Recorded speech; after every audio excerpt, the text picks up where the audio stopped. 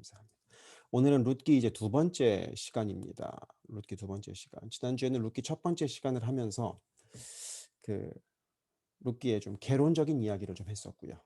그다음에 그 룻기 이제 1장 5절까지 했었죠. 1장 5절까지의 이야기는 집안의 대가 끊긴 이야기였습니다. 그래서 살펴보면 엘리멜렉의 가족이 흉년이 들어서 모압으로 갔고, 원래 베들레헴 사람들인데, 그리고 모압에서 엘리멜렉과 두 아들의 이름은 말론과 기럧이었죠. 이 두 아들이 죽고, 그래서 나오미와 이제 두 며느리 룻과 오르바만 남았다 하는 이야기를 나누었습니다. 지난주에 여기까지 이야기를 나눴습니다. 그리고 이제 오늘은 2장까지 할 텐데, 이제 1장 6절을 시작하면서 그러면 이제 이 세 여자가 나오미, 룻, 오르바가 어떻게 하는가 하는 이야기를 이제 우리 생각해 보는 것입니다. 그러면서 나오미의 입장을 한번 생각해 보기를 원해요. 타국 생활 한 10여 년을 했습니다. 나오미는 베들레헴 사람인데 모압 가서 살지 않았습니까? 10년 만에 모든 것을 잃고 이 나오미는 텅 비어버렸습니다. 가진 게 없습니다. 남편도 잃어버리고 아들들도 잃어버리고 자기 혼자, 게다가 며느리 둘만 남아 있는 겁니다. 그러면 이렇게 된 나오미가 선택할 수 있는 길은 몇 개가 없습니다. 하나가 있다면 과부가 된 며느리의 봉양을 받으며 사는 길입니다. 며느리가 나가서 이삭이라도 주워오면 그거 받아먹고 사는 겁니다. 그렇게 하지 않고는 살 방법이 없습니다. 그런데 문제는 뭐냐? 나 살자고, 그러니까 나 좀 잘 버티고 살자고 앞길이 창창한 며느리, 자식도 없이 남편이 죽었으니 이제 제가 하면 될 거 아닙니까? 그런 자기 살자고 그렇게 앞길이 창창한 며느리의 앞길을 막을 수는 없습니다. 나오미는 그렇게 야박한 사람이 아닙니다. 그래서 나오미는 결단을 합니다. 자기 자존심 다 내려놓고 고향 베들레헴으로 돌아가고, 그리고 며느리는 친정으로 돌려보내는 겁니다.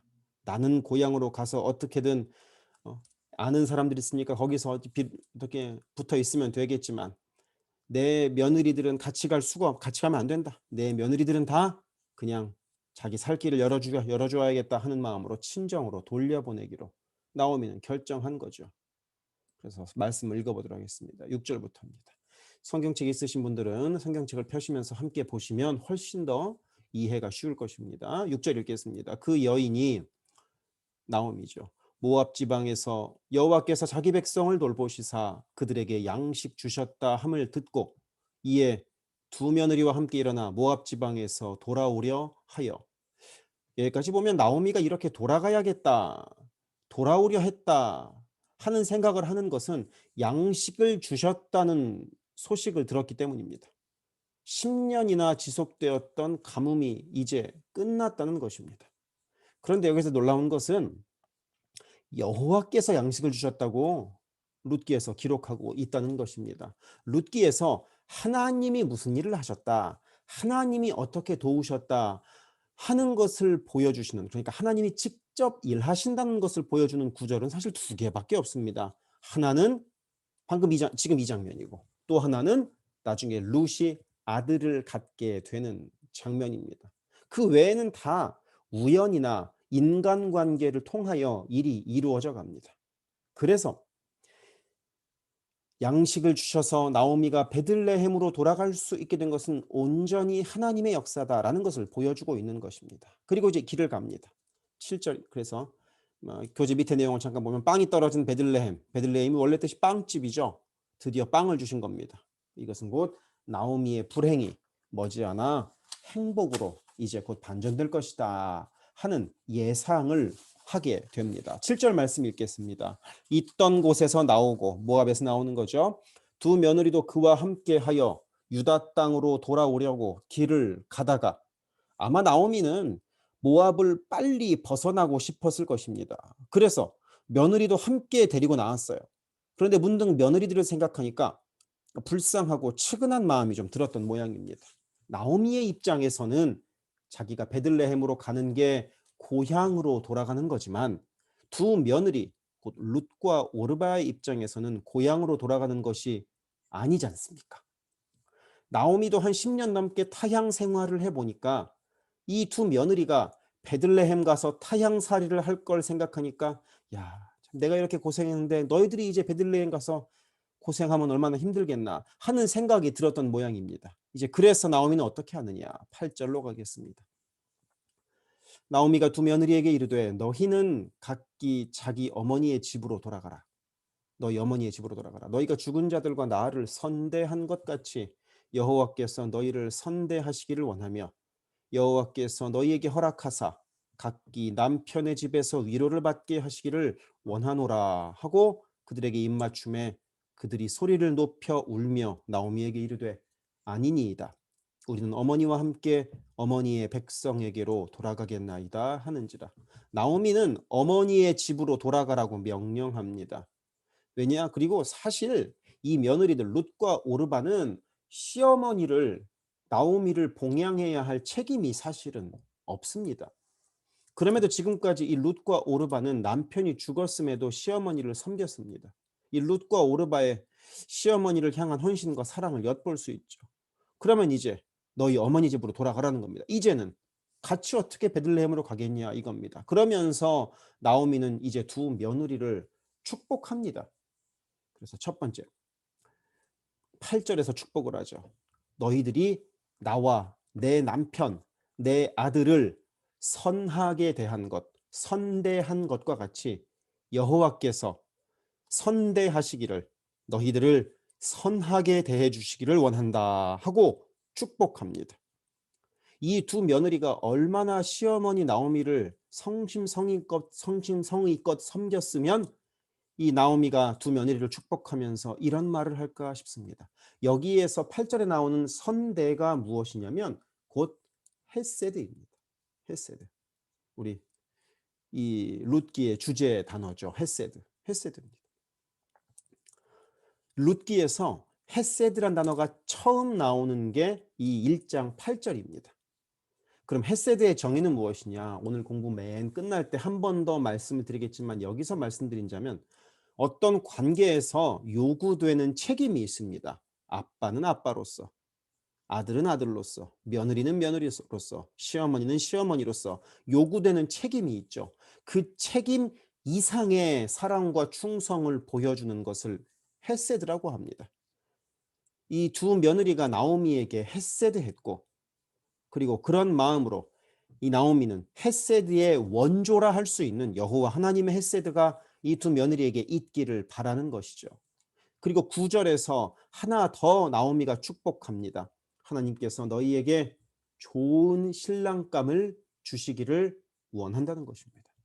이제 시댁에 얽매이지 않는 자유를 가져라. 죽은 남편은 과거로 묻어두고 새 출발해서 행복한 가정 꾸려라. 이렇게 축복하는 것입니다. 그리고 이제 9절에서 보는 것처럼 입 맞추고 헤어집니다. 나오미는 이걸로 관계를 정리하고자 하는 겁니다.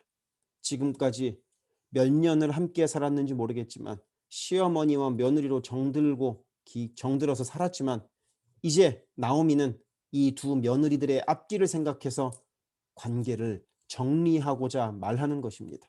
나오미는 이제 이 두 며느리 룻과 오르바와 지금 이별하면 평생 다시 보지 못할 것이라 생각하면서 이별하려는 것입니다. 그러니까 나오미의 마음도 얼마나 마음이 아팠을까 하는 생각이 듭니다. 그런데 이제 펑펑 웁니다. 그리고 놀라운 것은 10절에서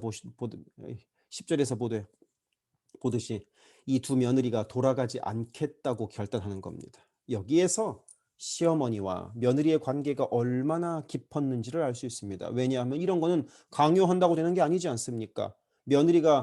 남편 죽은 며느리가 시어머니 봉양하는 건 의무가 아니라고 방금 말씀드리지 않았습니까? 그러니까 며느리와 시어머니와의 관계가 얼마나 돈독했는지를 우리는 알 수 있습니다. 자, 그래서 교재 내용 잠깐 보시겠습니다. 교재는 5쪽 맨 밑에 있습니다. 나오미가 말합니다. 내 딸들아 각자 너희 어머니의 집으로 돌아가라. 이건 무슨 말이냐? 좋은 남자 만나서 재혼이라는 겁니다. 그리고 나오미가 며느리들에게 빌어주는 복이 있죠. 방금 우리가 언급했던 것처럼 여호와 하나님의 인애 곧 헤세드의 복입니다. 지금까지 우리 가족에게 너희들이 헤세드를 베풀어 주었으니 헤세드의 원조의 하나님의 복을 나오미가 두 며느리에게 빌어줍니다. 이 두 번째 복. 여호와께서 새 남편을 만나 행복한 가정을 이루도록 해주시기를 비는 겁니다. 시댁에 얽매이지 않는 자유를 주려고 했던 것입니다. 그리고 룻과 오르바가 돌아가지 않겠다고 답하는 건 무엇이냐면 친정 어머니와 시어머니 사이에서 시어머니를 선택하는 겁니다. 그동안에 시어머니가 얼마나 잘해줬는가를 쉽게 유추해 볼 수 있습니다. 그러면 이렇게 두 며느리가 거부한다고 하여 안 돌아가겠다고 이야기한다고 하여 나오미가 가만히 있을 리가 없죠. 나오미도 보통 이상의 작정으로 이 두 며느리를 자유롭게 해주려고 하는 것인데 뭐 한 번 거부했다고 이 두 나오미가 가만히 있겠습니까? 그래서 11절 나오미가 한 번 더 권유합니다. 나오미가 이르되 내 딸들아 돌아가라. 너희가 어찌 나와 함께 가려느냐? 내 태중에 너희의 남편들 아들들이 아직 있느냐? 내 딸들아 되돌아가라. 나는 늙었으니 남편을 두지 못할지라. 가령 내가 소망이 있다고 말한다든지 오늘 밤에 남편을 두어 아들들을 낳는다 하더라도 너희가 어찌 그들이 자라기를 기다리겠으며 어찌 남편 없이 지내겠다고 결심하겠느냐? 내 딸들아 그렇지 아니하니라. 여호와의 손이 나를 치셨으므로 나는 너희로 말미암아 더욱 마음이 아프도다 하매 그들이 소리를 높여 다시 울더니 오르바는 그의 시어머니에게 입맞추되 룻은 그를 붙쫓았더라. 자, 여기에서 이제 나오미가 두 며느리에게 한 번 더 돌아가라고 권유합니다. 그때 이제는 첫 번째 이야기에서는 이 며느리들이 안 돌아갔기 때문에 두 번째 권유에서는 나오미가 아주 구체적으로 세 가지 이유를 제시합니다. 첫 번째, 나는 너희 더 아들이 없다. 11절에 나오지 않습니까? 너희의 남편들 아들들이 아직 있느냐? 아들이 없다는 겁니다. 어린 사내아이가 있거나 아니면 뱃속에 아이라도 있으면 괜찮습니다. 그 아이가 자라서 나중에 이 며느리들과 결혼을 시키면 됩니다. 하지만 그렇지 않다는 겁니다. 그리고 두 번째 나오미의 이유는 이것입니다. 12절 나는 남편도 두지 못한다는 겁니다. 12절에 초록색 글 줄여놨죠. 남편을 두지 못하지라. 남편을 두지 못한다는 말은 무슨 말이냐면 재혼 못한다는 게 아니라 폐경기를 지냈다는 말입니다. 여기에서는. 그러니까 곧 나는 아들이 없을 뿐만 아니라 두 번째 이유 아들을 가질 수 없는 상태다. 나오미의 나이가 얼마인지 우리는 알 수가 없습니다. 성경에서 알려주고 있지 않기 때문입니다. 다만 나오미는 나이가 분명 많았을 것입니다. 많이. 그러니까 과부가 된 며느리의 입장에서 이 시어머니에게는 아무런 소망이 없습니다. 아들을 줄 수 있는 가능성, 곧 이 시어머니 밑에 있으면서 룻과 오르바가 재혼할 수 있는 가능성은 제로인 것입니다. 그리고 그렇기 때문에 나오미가 자꾸 가라고 하는 거죠. 집으로 돌아가라, 재혼해라. 그리고 나오미가 이야기하는 세 번째 이유가 13절에 나옵니다. 그것은 무엇이냐? 마음이 아프다는 겁니다. 마음이 무너져 내린다는 겁니다. 하나님께서 나오미의 삶을 송두리째 무너뜨리셨는데 너희들마저 그렇게 무너지도록 난 둘 수가 없다. 같이 가보았자 너희들하고 같이 베들레헴으로 가보았자 너희들이 가슴 아픈 현실을 내가 지금 봐야 된다. 가보았자 너희들은 이방인 과부 신세로 이삭이나 줍고 거렁뱅이처럼 살아야 하는데 그걸 어떻게 볼 수 있겠느냐. 마음이 아프다. 그러니까 돌아가라. 그렇게 아주 논리적으로 나오미가 룻과 오르바를 설득합니다. 그러자 14절 이제 두 며느리는 다른 선택을 합니다. 오르바는 시어머니에게 입맞추되 곧 작별의 인사를 하는 거죠. 그리고 룻은 그럼에도 불구하고 시어머니를 쫓아갑니다. 아마 나오미는 그 이후로 오르바를 보지 못했겠죠. 우리 교재 내용 잠깐 보도록 하겠습니다. 며느리에게 돌아가라는 나오미의 논리는 이렇습니다. 나는 너희에게 줄 아들이 없다. 두 번째, 앞으로도 너희들에게 아들을 줄 수 있는 가능성도 없다. 남편이 없다고 이야기하지 않습니까? 세 번째, 여호와께서 너희들을 통하여 나를 치셨다. 내가 너희들을 볼 때마다 마음이 무너진다. 베들레헴 가더라도 마음이 무너질 것이다. 그래서 한번 생각을 해봅니다. 그래서 결과적으로 오르바는 돌아가고 룻은 남습니다. 그러면 여기서 큰 질문을 하나 해봅시다. 오르바가 잘못했을까요? 오르바는 잘못하고 룻은 잘한 걸까요? 룻기에서는 오르바가 잘못했다라고 말하지 않습니다. 룻기의 목적도 그것이 아닙니다. 한번 생각해 봅시다. 정상적인 사고를 하는 사람이라면 오르바처럼 행동했을 겁니다. 그리고 당연히 오르바는 시어머니 나오미의 축복을 받으면서 떠났을 것입니다. 나오미가 떠밀듯이 내보내고 싶어 하지 않았습니까? 나오미가 야, 너희들이 나 따라오는지 안 따라오는지 내가 한번 시험해 보고 싶어. 이런 마음으로 너희들 친정으로 돌아가라. 이런 말 한 거 아니지 않습니까? 그리고 룻과 오르바 둘이 시어머니 나오미를 버려두고 친정집으로 돌아가도 당시 법적으로는 아무런 문제가 없습니다. 그러니까 오르바도 실은 충분히 시어머니를 봉양한 겁니다. 충분히. 충분히. 하지만 방금 우리가 헷세드를 요구되는 책임 이상의 사랑과 충성을 보여주는 것이라고 말했지 않습니까? 여기에서는 룻이 자기에게 주어진 책임 이상의 사랑과 충성을 보여준 것이라는 것입니다. 오르바보다 조금 더 말입니다. 그리고 놀라운 것은 그 헷세드를 보여준 사람이 모압 여인 룻이었다는 것이 놀랍습니다. 이스라엘 백성이 아니라 말입니다. 그래서 오르바가 잘못했는가에 대해서는 그렇다고 답할 수는 없을 것 같고요. 룻이 자신을 스스로 보호할 수 없는 연약한 나오미를 입양한 셈입니다. 그리고 헷세드를 모를 수밖에 없는 모압 여인 룻이 삶에서 가장 확실하게 헷세드를 실현했습니다. 그리고 이제 시어머니는 이제 나오미는 오르바가 돌아갔으니까 룻도 설득해서 돌려 보내려고 합니다. 자, 15절을 보겠습니다. 나오미가 또 이르되 내 보라 내 동서는 그의 백성과 그의 신들에게로 돌아가나니 너도 너의 동서를 따라 돌아가라 하니, 그러니까 너도 돌아가라 이렇게 말하면 아마 동서를 따라서 룻도 가겠지 하는 마음으로 나오미는 한 번 더 권한 겁니다. 세 번째 권한 겁니다. 그러나 룻의 반응은 의외였습니다. 나오미가 돌아가라라고 한마디 했을 뿐인데 룻은 16절 17절에서 엄청나게 길게 곧 단호하게 안 가겠다고 답을 합니다. 16절 읽겠습니다. 룻이 이르되 내게 어머니를 떠나며 어머니를 따르지 말고 돌아가라. 강권하지 마옵소서. 어머니께서 가시는 곳에 나도 가고 어머니께서 머무시는 곳에서 나도 머물겠나이다. 어머니의 백성이 나의 백성이 되고 어머니의 하나님이 나의 하나님이 되시리니 어머니께서 죽으시는 곳에서 나도 죽어 거기 묻힐 것이라. 만일 내가 죽는 일 외에 어머니를 떠나면 여호와께서 내게 벌을 내리시고 더 내리시기를 원하나이다 하는지라. 너무 룻의 대답이 단호하죠. 그런데 이 단호한 이야기 중에서 가장 놀라운 것은 16절 마지막에 있는 어머니의 하나님이 나의 하나님이 되시겠다 이겁니다. 여기서 어머니의 하나님이라는 말을 한 것이 참 놀랐습니다. 룻은 나오미로부터 하나님의 선하심과 인자하심을 분명 보게 된 것입니다. 그리고 그 하나님이 지금까지 자신이 자라오면서 보아왔던 모압의 신 그모스하고 비교된 겁니다.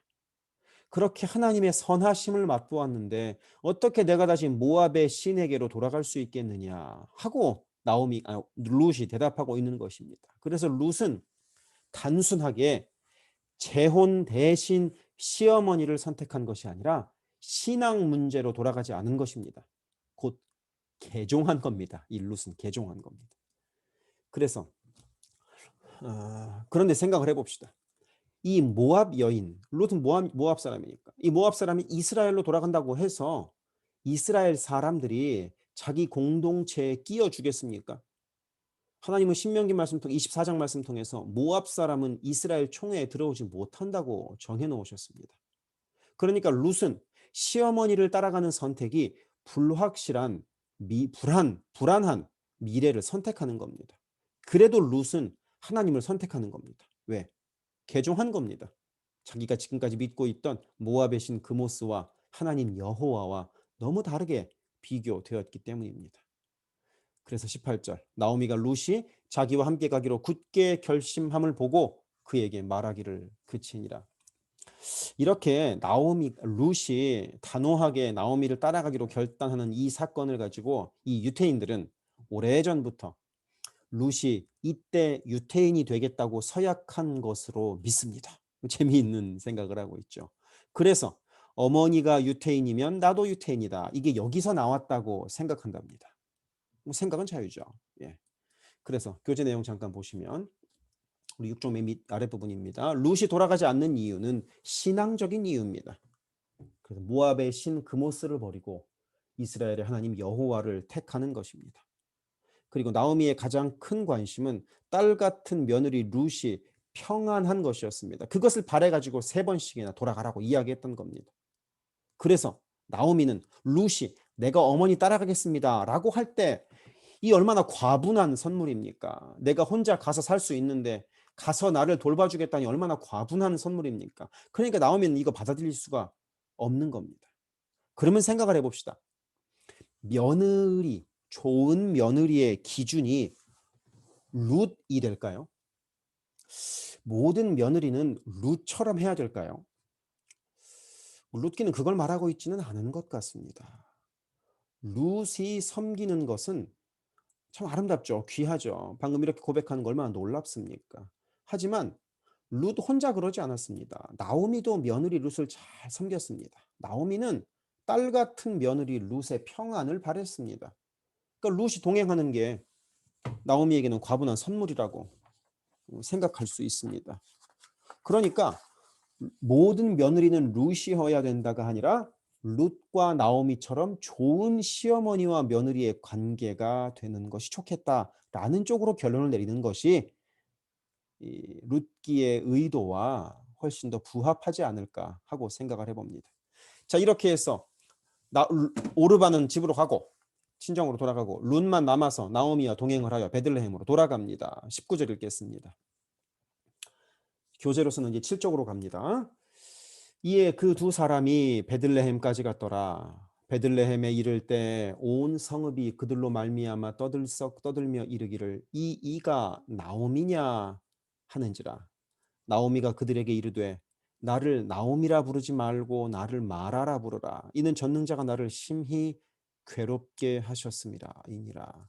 그러니까 이 룻과 나오미가 베들레헴으로 돌아오는 부분이 이 1장의 실은 절정에 해당할 수 있습니다. 왜냐하면 2장, 3장, 4장은 전부 다 베들레헴에서 벌어지는 일이고 2장, 3장, 4장에서 벌어지는 사건을 준비하는 것이 나오미와 룻이 베들레헴으로 온 것이기 때문입니다. 그리고 이 베들레헴에 왔을 때 베들레헴에 사는 사람들이 이 사람이 나오미냐 하고 물어봅니다. 아마도 나오미가 10년 동안 많이 늙어서 알아보지 못했을 수도 있고 고생한 흔적이 나오미의 외모에 남아 있었을 수도 있습니다. 게다가 이 나오미가 갈 때는 남편과 두 아들을 동행하여 함께 길을 떠나는데 지금은 얼굴도 모르는 이방 여인 한 명과 함께 하고 있습니다. 그러니 동네 사람들은 정말로 나오미인지 믿기지가 않았을 수도 있습니다.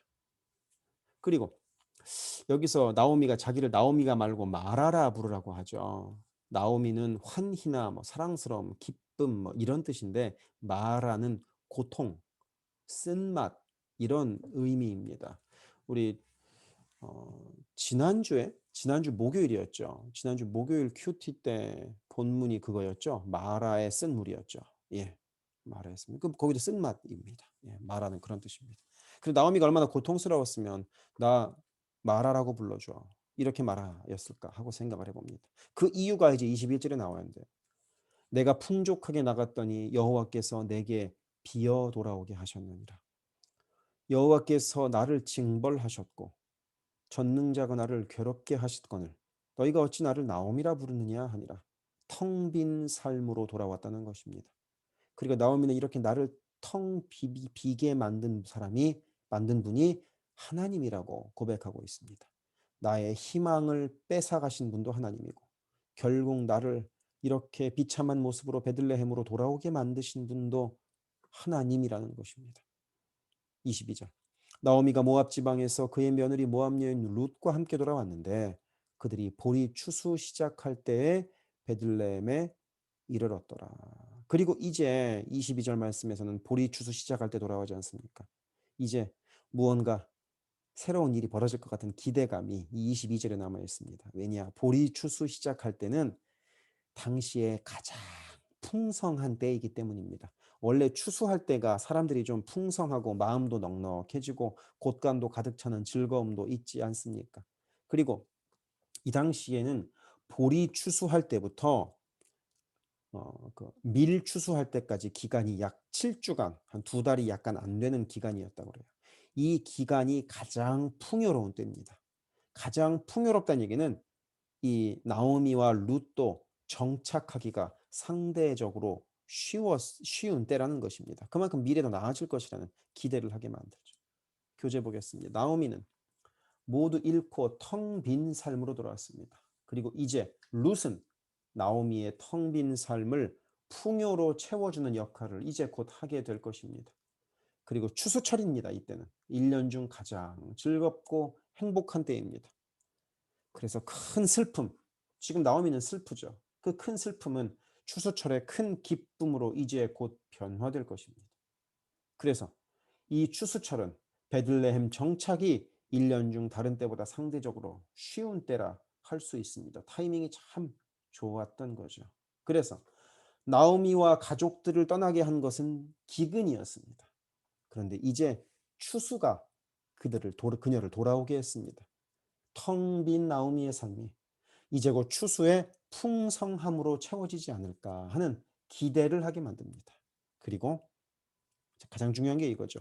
룻이 베들레헴으로 돌아옴으로 인하여 이제 보아스와 만날 모든 준비가 완료되었습니다. 그래서 1장은 이제 이 아름다운 룻기 이야기의 발단이라 할 수 있습니다. 근데 2장으로 가면 이제 상황이 전개가 되는 거죠. 그러니까 대를 이을 수 있는 신라 같은 희망을 보게 되는 것이 이제 2장이라 할 수 있습니다. 이제 희망이 보이기 시작하는 겁니다. 그래서 이제 이야기의 전개 과정을 보면 전개, 이제 서서 이제 기승전결해서 승이라 할 수 있습니다. 그래서 이 두 번째 단계에 와서 가장 먼저 소개해야 할 사람이 있습니다. 그것은 우리가 언급하는 것처럼 보아스입니다. 2장은 룻이 보아스를 처음으로 만나게 되는 장입니다. 그리고 이 보아스가 얼마나 중요한지를 독자에게 알려주기 위해서 이 지금까지 1장에서는 등장하지 않았던 보아스를 2장을 시작하면서 소개하는 것입니다. 보아스와 룻의 만남은 필연적이고 그리고 하나님의 계획 가운데 있는 일이기 때문입니다. 자, 그래서 모압을 떠날 때와 전혀 다른 분위기와 가능성이 이제 2장 1절만 읽어도 우리는 알 수 있는 것입니다. 1절 읽겠습니다. 나오미의 남편 엘리멜렉의 친족으로 유력한 자가 있으니 그의 이름은 보아스더라. 보아스는 뜻이 그 여호와의 힘이랍니다. 여호와의 힘 안에서. 그래서 보아스를 소개하자면 남편 엘리멜렉의 친족입니다. 나오미의 남편 엘리멜렉의 친족입니다. 친척이죠. 그 다음에 유력한 자입니다. 유력한 자면 재력과 지위를 갖춘 사람입니다. 그러니까 좀 옛날 한국식으로 하면 유지쯤에 해당하는 것입니다. 2절 읽겠습니다. 모압 여인 룻이 나오미에게 이르되 원하건대 내가 밭으로 가서 내가 누구에게 은혜를 입으면 그를 따라서 이삭을 줍겠나이다 하니 나오미가 그에게 이르되 내 따라 갈지어다 하매 나오미가 먼저 룻한테 야 며느리야 나가서 밥 좀 구해와라 이렇게 말한 것이 아니라 룻이 먼저 알아서 내가 나가서 이삭이라도 주오겠습니다 하고 시어머니에게 제안하는 것이 참 귀합니다. 3절 룻이 가서 베는 자를 따라 밭에서 이삭을 줍는데 우연히 엘리멜렉의 친족 보아스에게 속한 밭에 이르렀더라. 그래서 룻이 이제 이삭을 주우러 밭을 찾아갑니다. 근데 우리가 생각하기에는 뭐 그냥 밭에 이삭 주우러 갔네 라고 생각할 수 있지만 이 상황은 조금 독특하게 보아야 합니다. 왜냐하면 룻은 이스라엘 사람이 아니라 모압 사람입니다. 겉으로 보면 외모 자체가 다릅니다. 그러니까 집 밖으로 나가는 건 위험합니다. 지금 룻기는 되게 아름다운 이야기를 그리고 있지만 시대적으로 보면 사실 사사시대입니다. 사사시대. 그런데도 나갑니다. 위험하다는 것을 룻은 알면서도 왜냐? 생계 때문에 나가는 겁니다.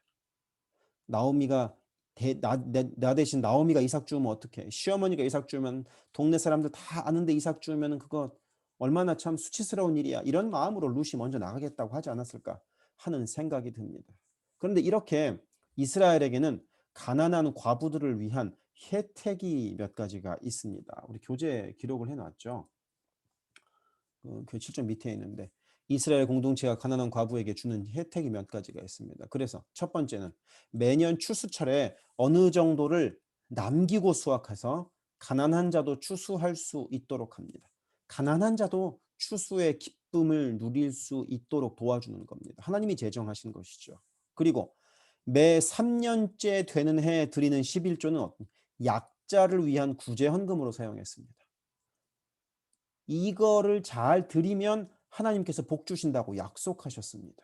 가난한 자를 배려하면 하나님이 이렇게 해 주신다고 말입니다. 이렇게 가난한 과부에게 주는 혜택이 있었습니다. 그래서 이 룻은 이런 혜택에 의하여 이삭을 주우러 간 겁니다. 그런데 한번 생각해 봅니다. 지금은 그래서 룻은 율법에 따라서 이삭을 주우러 나갔습니다. 율법에 의하면 가난한 자가 이삭을 주울 수 있기 때문입니다. 그런데 우리가 조금만 더 생각을 해봅시다. 율법에 의하면 가난한 자가 이삭을 주울 수 있지만 가난한 자가 이삭을 줍는다는 것은 주인에게는, 그 밭의 주인에게는 자신의 이익이 줄어드는 행위입니다. 농사를 짓고 나면 남은 이삭까지 싹 쓸어가야 주인에게 이익이 극대화될 거 아닙니까? 그러니까 사회가 불안정할수록 주인들은 그렇게 싹 쓸어서 자기 곳간에 쟁여놓으려고 할 것입니다. 게다가 지금은 사사시대입니다. 그런데 베들레헴은 그렇게 되지 않고 율법대로 약자가 이삭을 주어도 되는 사회였다는 것입니다. 베들레헴은. 그러니까 아직도 하나님을 경외하는 사회라는 것을 알려주는 겁니다. 룻이 이삭을 주우러 나간다는 것 자체가 이렇게 큰 의미를 갖고 있다는 것입니다. 율법대로 행동하고 있는 사회가 사사기 속에도 여전히 남아 있다는 것입니다. 그리고 이 3절에 보니까 우연히 엘리멜렉의 친종 보아스의 밭으로 갑니다. 엘리멜렉이죠. 우연히 뭡니까? 우연히. 하나님이 룻의 발걸음을 보아스의 밭으로 인도하십니다. 이 룻기에서는 이 우연히, 때마침 이런 단어가 워낙에 많이 나오니까 그냥 뭐 당연하다고 생각하시면서 보셔도 될 것 같습니다. 하나님이 이런 식으로 역사하신다고 말입니다. 이제 4절부터 가겠습니다. 마침 보아스가 베들레헴에서부터 와서 베는 자들에게 이르되, 추수하는 사람들에게 이르는 겁니다. 여호와께서 너희와 함께 하시기를 원하노라 하니 그들이 대답하되 여호와께서 당신에게 복 주시기를 원하나이다 하니라. 보아스가 베는 자들을 거느린 사환에게 이르되 이는 누구의 소녀냐 하니, 마침 또 나왔네요. 아까 그때 나온 것처럼 마침 나왔네요. 마침. 우연을 뜻하는 단어로 시작하는 거죠. 하필 타이밍이 맞았네? 뭐 이런 느낌이 이 4절 시작하면서 있습니다. 고대 사회는 이 밭 주인이 자기네 종이 일하는 밭을 찾아가는 일이 흔하지 않았습니다. 주인이 종하고 같이 있는 것 자체를 싫어하는 사회였습니다. 그런데 하필이면 보아스는 하필 룻이 온 날 자기 밭을 찾아가 일꾼들을 격려합니다. 그러니까 이것도 다 하나님이 하신 일이라는 것입니다. 그리고 보아스는 이제 보아스가 처음 등장하는 거죠. 1절에서는 소개를 했고 4절에서 처음 나오는데 보아스는 첫 등장부터 훌륭한 인격을 보여줍니다. 등장부터 밭에 찾아가서 자기의 일을 하고 있는 노예 종들을 격려하는 사람이니까, 격려하는 모습을 먼저 보여주니까 말입니다. 그러니까 보아스는 첫 등장부터 훌륭한 인격을 보여줍니다. 이건 상징적 의미가 있습니다. 등장부터 선하면 앞으로도 선한 행동을 지속하겠다 뭐 하는 예상이 들지 않습니까? 그리고 5절에서 보는 것처럼 보아스는 이삭을 줍고 있는 낯선 여인을 알아보았습니다. 이것도 평소에 가난한 자에게 관심이 있었으니까 할 수 있는 일 아닐까 싶습니다. 관심이 없으면 누가 왔든 누가 있든 신경도 쓰지 않았을 것입니다. 이 사람이 어제 왔는지, 이 사람이 뭐 며칠 전에 왔었는지 뭐 신경이나 쓰겠습니까? 하지만 보아스는 알고 있었던 거죠. 그러니까 새로운 사람이 딱 보이니까 바로 저 사람 누구냐 이렇게 말할 수 있는 것이죠. 여기서 이는 누구의 소녀냐라는 말은 어느 집안 사람이냐 하고 물어본 겁니다. 그런데 재미있는 것은 룻기를 시작하면서 지금까지 룻이 처음으로 다른 사람에게 관심을 받습니다. 룻기에서 처음으로 나옵니다. 시어머니 나오미와 함께 베들레헴에 도착할 때 이 베들레헴 사람들은 나오미에 대해서는 관심을 가졌지만 룻에 대해서는 묻지도 않았습니다. 그러니까 룻이 처음으로 룻기에서 주목을 받습니다. 그것도 보아스에 의해서 말입니다. 그러면 보아스가 이는 누구의 소녀냐 하고 사환에게 물어봤으니까 사환이 무엇라 대답하는지 한번 봅시다. 6절 읽겠습니다. 베는 자를 거느린 사환이 대답하여 이르되 이는 나오미와 함께 모압 지방에서 돌아온 모압 소녀인데 그의 말이 나로 베는 자를 따라 단 사이에서 이삭을 줍게 하소서 하였고 아침부터 와서는 잠시 집에서 쉰 이외에는 왜 지금까지 계속하는 중이니이다. 당시에 이삭 줍는 것은 율법이 정한 가난한 자들의 권리였습니다. 그러니까 이삭을 줍게 하소서 하고 허락받을 필요가 없습니다. 그런데 이 룻은 이 사환에게 허락을 구했습니다. 감사하는 마음이 있다는 거죠. 기회를 주신 게 고맙다. 그러니까 예의 바른 사람이라는 거죠. 그리고 아침부터 왔으니까 이 룻은 부지런한 여인이다. 그리고 지금까지 계속하는 중이다. 성실한 여인이다. 이렇게 이 사화는 룻에 대해서 아주 좋은 평가, 좋은 레퓨테이션을 해줍니다. 그러니까 이 사환의 이런 대답을 듣고 이제 보아스가 어떻게 행동할지는 뻔하죠. 이제 룻을 도와주려 할 것입니다. 자, 8절 읽겠습니다. 보아스가 룻에게 이르되 내 딸아 들으라. 이삭을 주우러 다른 밭으로 가지 말며 여기서 떠나지 말고 나의 소녀들과 함께 있으라. 그들이 베는 밭을 보고 그들을 따르라. 내가 그 소년들에게 명령하여 너를 건드리지 말라 하였느니라. 목이 마르거든 그릇에 가서 소년들이 길어온 것을 마실지니라 하는지라. 교재는 저기 8쪽을 한번 보세요. 8쪽을 한번 보시면 그 8쪽 중간에 보아스의 헤세드라고 있을 겁니다. 보아스의 땡땡땡 빈칸이 보아스의 헤세드. 그런데 왜 이렇게 넣냐면 이 8절과 9절에 보아스의 룻을 위한 헤세드가 얼마나 많은지가 기록되어 있기 때문입니다. 잘 봅시다. 첫 번째, 다른 밭으로 가지 마라. 내 밭에서만 주서도 충분하게 해주겠다. 꼭 이렇게 할 필요 없지 않습니까? 그러니까 헤세드죠. 여기서 떠나지 말고 내 밭에서 떠나지 말아라. 내가 보호해 주겠다는 겁니다. 나의 소녀들과 함께 있으라. 나의 종들과 함께 있으라는 것입니다. 룻은 이제 보아스에게 이삭 줍는 이방인이 아니라 여종들 중 하나로 대하겠다는 것입니다. 당연히 보기에도 이방 여인 과부보다 여종이 훨씬 더 높은 계급이라는 게 느껴지지 않습니까? 그러니까 이것은 사회적 지위를 높여주는 것입니다. 보아스가 할 필요 없는 행동을 이렇게 배려를 해주는 겁니다. 그러니까 헤세드를 할 수 있죠. 그리고 그들이 베는 밭을 보고 그들을 따르라. 왜? 많은 이삭을 줍도록 해주는 배려죠. 잠시 후에 보시면 아시겠지만 이 이삭 베는 사람들에게 일꾼들에게 이야기하죠. 조금씩 룻 앞에서 나다를 흘리라고 이야기를 하죠. 그래서 많은 이삭을 줍도록 배려하는 겁니다. 이것도 그럴 필요 없는데 그렇게 하는 거니까 헤세드죠. 내가 그 소년들에게 명령하여 너를 건드리지 말라 하였느니라. 결과적으로 보호해 주겠다는 것입니다. 보호해 주겠다. 목이 마르거든 그릇에 가서 소년들이 길어온 것을 마실지니라. 물도 언제든 먹어라. 집에서 물 챙겨올 필요 없다. 이거 상징적으로나마 우리 집 사람이다. 너 이제 우리 식구다. 이런 식의 의미를 갖고 있는 것입니다. 이렇게 자그마치 7가지나 되는 헤세드를 이 두 구절에서 보아스가 룻에게 보여줍니다. 그래서 이제 교재 정리해 놨죠. 이삭을 죽으러 다른 밭에 가지 마라. 내 밭에만 머물러라.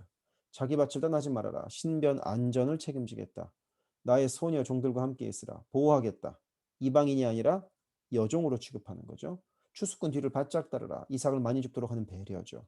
이삭을 줍는 소녀들을 따르라. 혼자 있지 않게 해주겠다는 것입니다. 외롭지 않게 하겠다. 일꾼들에게 룻을 건드리지 못하도록 지시했죠. 너 보호해주겠다. 목이 마르면 언제든지 일꾼들이 마시는 물을 마셔라. 우리 식구다. 뭐 이런 의미죠. 이렇게 보아스가 헤세드를 발휘합니다. 그리고 이 상황을 보면 하나님께서 우연을 사용하여 일을 하십니다. 그래서 보아스의 착한 심성을 사용해서 룻을 복주시죠. 방금 룻이 보아스로부터 받은 헤세드가 다 하나님이 복주신 거 아닙니까? 그 보아스의 착한 심성이죠. 그리고 보아스가 보호해 주니까 이제 룻의 앞길도 꼭 어둡지만은 않을 것이다 하는 예상이 충분히 될 수 있습니다. 자, 10절 보죠. 룻이 엎드려 얼굴을 땅에 대고 절하며 그에게 이르되 나는 이방 여인이거늘 당신이 어찌하여 내게 은혜를 베푸시며 나를 돌보시나이까 하니 보아스가 여기까지는 너무 고맙다는 거죠. 왜 이방 여인이 나한테 이렇게 과분한 대접을 해주십니까? 하고 물으니까 보아스가 11절에 대답합니다. 보아스가 그에게 대답하여 이르되 내 남편이 죽은 후로 내가 시어머니에게 행한 모든 것과 내 부모와 고국을 떠나 전에 알지 못하던 백성에게로 온 일이 내게 분명히 알려졌느니라. 내가 얼마나 착한지 나 알고 있다는 겁니다. 시어머니를 사랑으로 섬겼으며 타향살이를 자청해서 온 것도 알고 있다는 것입니다. 그러니까 네가 이렇게 한 것에 비하면 내가 너한테 주는 것은 별거 아니다. 라고 보아스가 아주 예쁜 대답을 하고 있는 것입니다. 그러면서 12절에서 보아스가 하나를 덧붙입니다. 여호와께서 내가 행한 일에 보답하시기를 원하며 이스라엘의 하나님 여호와께서 그의 날개 아래에 보호를 받으러 온 내게 온전한 상 주시기를 원하노라 하는지라. 하나님은 분명히 복 주시는 분이라는 겁니다. 적절하게 보상하는 분이라는 것입니다. 하나님은 결코 네가 이렇게 희생하고 섬긴 것을 저버리거나 그냥 내버려 두실 분이 아니라는 것입니다. 교재 잠깐 보겠습니다. 8쪽 맨 밑에입니다. 보아스가 여호와의 이름으로 룻에게 복을 비는 거죠. 이것은 이런 의미가 있습니다. 방금 말씀드린 것처럼 룻이 나오미를 헌신적으로 보살핀 것에 비하면 이거 아무것도 아니라는 거죠. 그리고 룻을 이스라엘 공동체의 일원으로 환영하고 있는 거죠. 우리가 함께 그의 날개 아래에 보호받는 사람이 된 것이다 라고 말입니다. 자, 이어서 13절로 가겠습니다. 롯이 이르되 내 주여 내가 당신께 은혜 입기를 원하나이다. 나는 당신의 하녀 중에 하나와도 같이 못하오나 당신이 이 하녀를 위로하시고 마음을 기쁘게 하는 말씀을 하셨나이다 하니라. 룻은 위로에 감사하고 위로해줘서 감사하고 기쁘게 해줘서 기쁨의 격려를 해주셔서 감사하다. 이렇게 감사의 마음을 룻이 표현합니다. 그리고 14절 식사할 때 보아스가 룻에게 이르되 이리로 와서 떡을 먹으며 내 떡 조각을 초에 찍으라 하므로 룻이 곡식 빼는 자 곁에 앉으니 그가 볶은 곡식을 주매 룻이 배불리 먹고 남았더라. 자, 이제 분위기가 더 따뜻해지죠.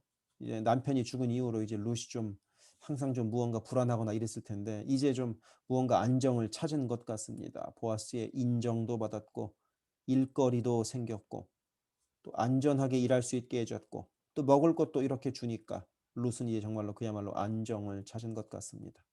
그리고 이 14절에서 보면은 이 보아스가 대단한 것이 지위가 높은 보아스가 종들하고 함께 식사합니다. 그리고 이렇게 함께 식사한다는 것은 한 공동체라는 의미입니다. 그러니까 보아스는 종들과 나는 한 공동체다. 그리고 룻도 한 공동체다. 이렇게 받아들이는 겁니다. 그리고 보아스가 룻에게 종을 시키지 않고 직접 음식을 준다는 것. 주인이 이방 과부에게 음식을 직접 준다는 것 자체가 헤세드입니다. 그렇게 할 필요 없는데 그렇게까지 하니까 말입니다. 그래서 교재 내용 잠깐 보시면 이제 9쪽으로 가죠. 룻이 보아스에게 감사를 표하고요. 그리고 그래 감사는 무엇이냐? 룻을 위로해 주어서 감사하다. 그리고 기쁜 마음으로 기쁨을 주는 말로 격려해 주는 것에 감사하다라는 것이죠. 그리고 보아스는 종들과 함께 식사합니다. 룻에게 충분한 양의 음식을 직접 주죠. 그리고 종들을 시키지 않고 직접 줍니다. 이거 자체가 헤세드라는 것이죠.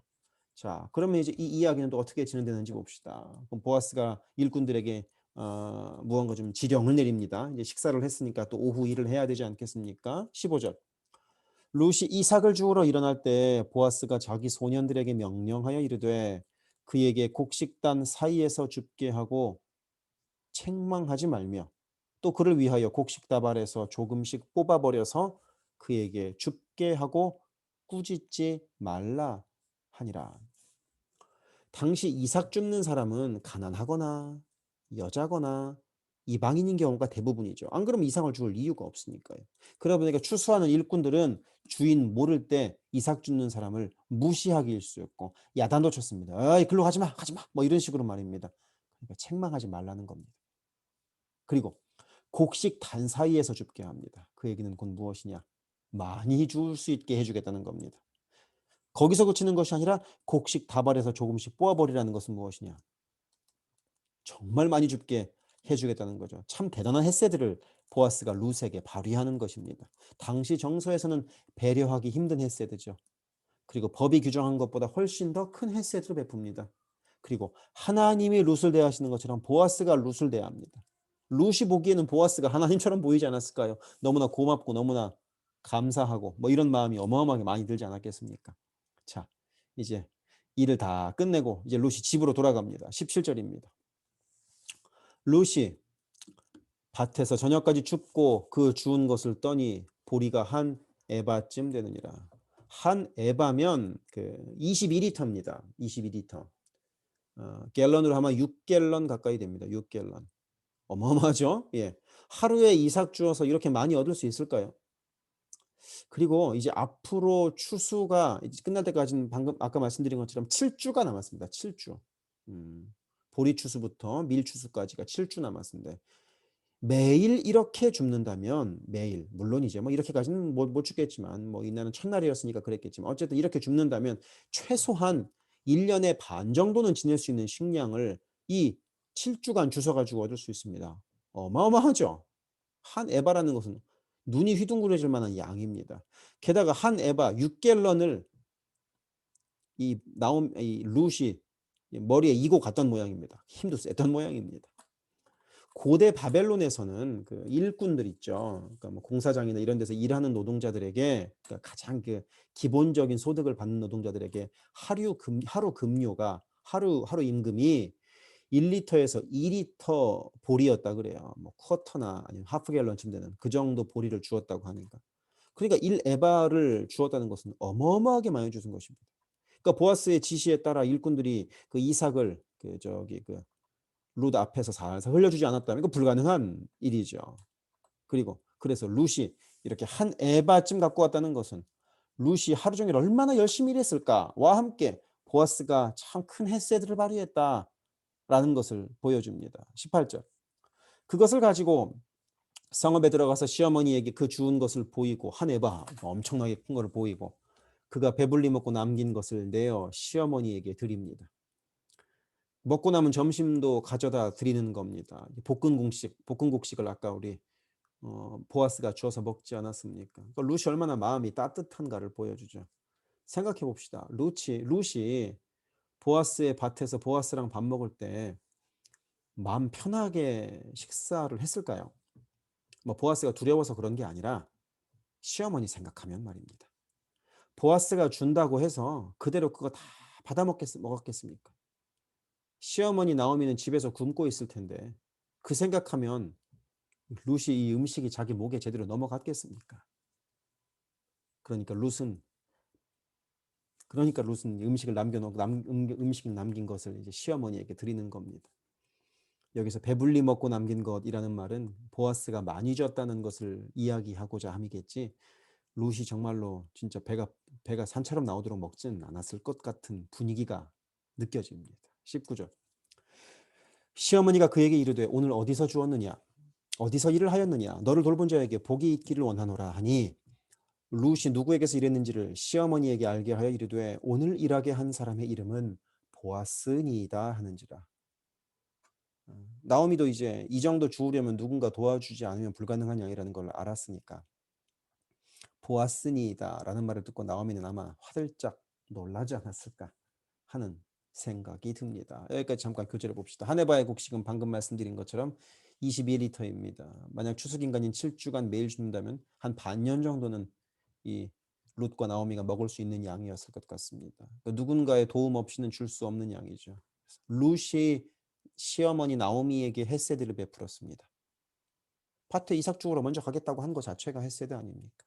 그리고 지금 시어머니와 함께 거하고 있는 것 자체가 룻의 헤세드 아닙니까? 그러자 보아스가 룻과 나오미에게 헤세드를 베푸는 겁니다. 보이지 않게 음식을 곡식을 넉넉하게 가져갈 수 있게 해줬으니 말입니다. 자, 그러면 이제 20절로 가서 이제 나오미가 무엇이라 말하는지 봅시다. 나오미가 자기 며느리에게 이르되 그가 여호와로부터 복받기를 원하노라.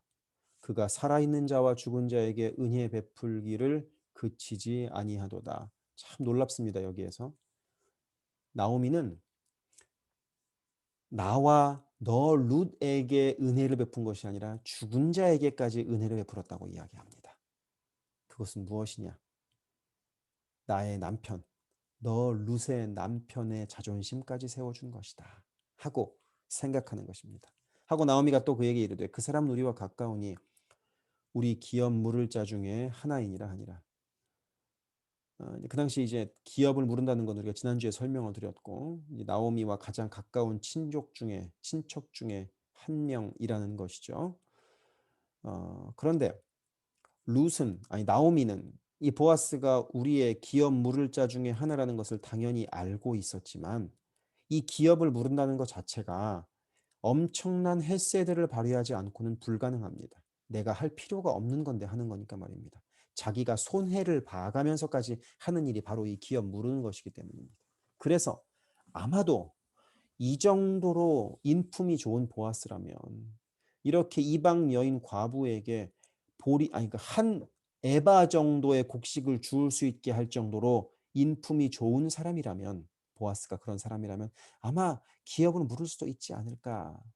이런 마음이 나오미에게 있었을 수도 있습니다. 여기에서 기업 물으는 건 당연히 제가 하는 게 아니라 자손을 잇는 것이 아니라 그걸 넘어서서 이제 그 토지와 관련된 것이죠. 토지의 소유 경작권과 관련된 것이죠. 21절. 모압 여인 룻이 이르되 그 경작권에 대한 건 다음 주에 한 번 더 이야기도 나누겠습니다. 다음 주에 이제 4장 초반부에 관련된 이야기가 있기 때문입니다. 21절. 모압 여인 룻이 이르되 그가 내게 또 이르기를 내 추수를 다 마치기까지 너는 내 소년들에게 가까이 있으라 하더이다 하니. 22절. 나오미가 며느리 룻에게 이르되 내 딸들아 너는 그의 소녀들과 함께 나가고 다른 밭에서 사람을 만나지 아니하는 것이 좋으니라 하니라. 그러니까 7주간 매일매일 딴 데 가지 말고 그래. 보아스가 이야기한 대로 너 그 밭에서 계속 일하는 것이 좋을 것 같아. 그러면서 23절. 이에 룻이 보아스의 소녀들에게 가까이 있어서 함께 일했다는 거죠. 보리추수와 밀추수를 마치기까지 7주간 이삭을 주우며 그의 시어머니와 함께 거주합니다.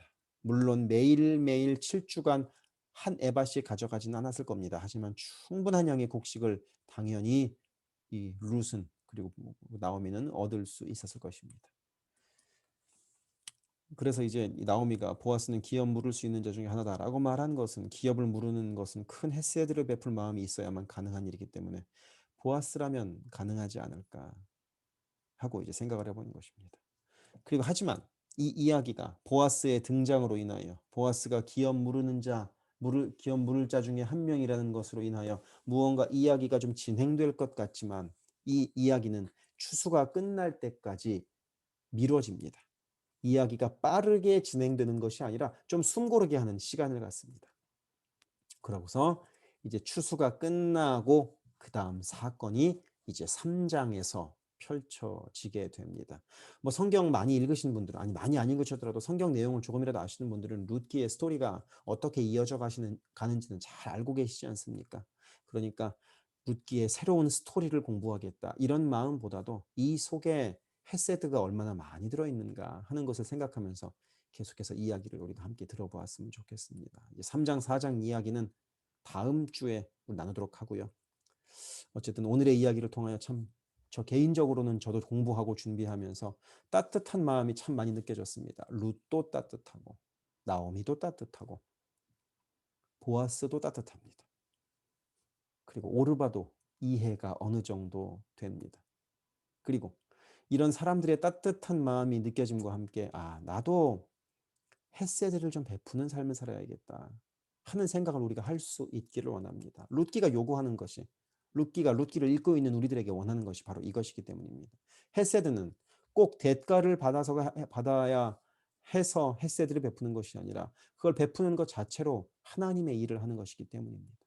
헤세드를 다시 한 번 더 알려드리면 언약 계약적인 관계에서 요구되는 책임 이상의 사랑과 충성을 보여주는 것이 헤세드입니다. 그래서 바라기는 저도 그렇고 여러분들도 그렇고 우리 교회도 그렇고 책임만큼 하는 사람이 아니라 책임 이상으로 하는 사람이 되기를 원합니다. 오르바처럼 책임만큼 하는 것도 참 좋죠. 책임만큼도 안 하는 세상이기 때문입니다. 하지만 그것보다는 루처럼 책임 이상으로 우리에게 맡겨진 일을 할 수 있기를 원합니다. 그럴 때 이어지는 3장, 4장에 나오는 것처럼 그렇게 헤세드를 나눈 사람들에게 주님께서 주시는 놀라운 은총을 누리게 되리라 믿습니다. 자, 오늘은 여기까지고요. 기도하고 마치도록 하겠습니다. 기도하시겠습니다.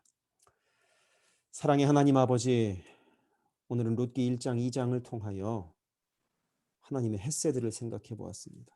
룻의 헤세드, 나오미의 헤세드, 보아스의 헤세드를 생각하면서 이 사람들의 헤세드가 모여서 따뜻하고 아름다운 하나님이 기뻐하시는 일들을 만들어가게 되는 것을 봅니다. 그래서 주님, 우리도 그렇게 헤세드를 베풀고 나누며 살 수 있기를 원합니다. 책임만큼 하는 것이 아니라 책임 이상으로 섬기고 베풀고 나누는 것을 기뻐하는 우리가 될 수 있도록 인도하시고, 그렇게 할 때 주님의 사랑이 우리를 통하여 흘러가는, 그렇게 사랑의 통로로 쓰임받는 우리가 될 수 있도록 주여 인도하여 주시옵소서. 오늘도 이 시간 가운데 함께 하신 주님께 감사드리며 또 이렇게 함께 강의를 들은 많은 성도들 축복하며 예수 그리스도 이름으로 기도드립니다. 아멘. 네. 자, 감사합니다.